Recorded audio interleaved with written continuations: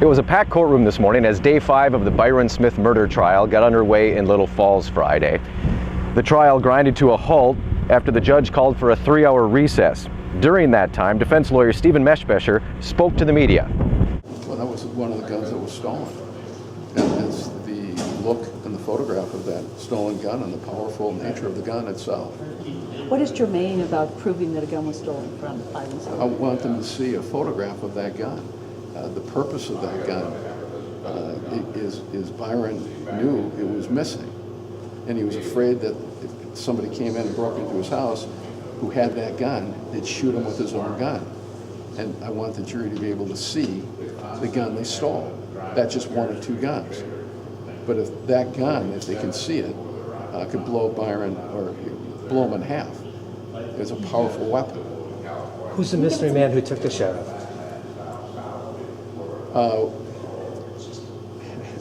The judge is instructed. The judge said it's somebody that Connected to these two teens? Yes.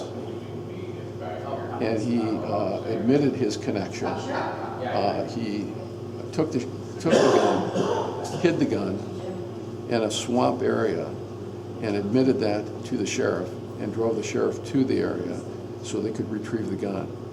He admitted how he got the gun, and yes, it's connected. It's directly connected to the two teams. Can you tell us, are you planning at all to put Byron himself on the stand? No comment.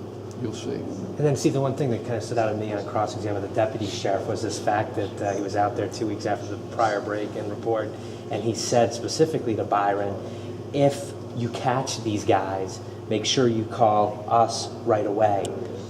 Do you feel that hurt your case? No, because he doesn't, he says he said that. There's no documentation of that.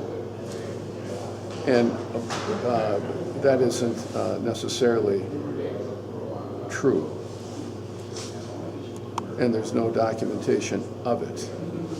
And he says a lot of things, but I don't know exactly where it is. With all these documents, there's nothing relating to that particular comment. They're creating comments as they go. Upon reconvening, we heard from Smith's neighbor, Bill Anderson, who recounted the events leading up to and after the shootings that Thanksgiving Day. The trial is now recessed for the weekend and resumes at 9 o'clock Monday morning. Lee Voss, WJON News.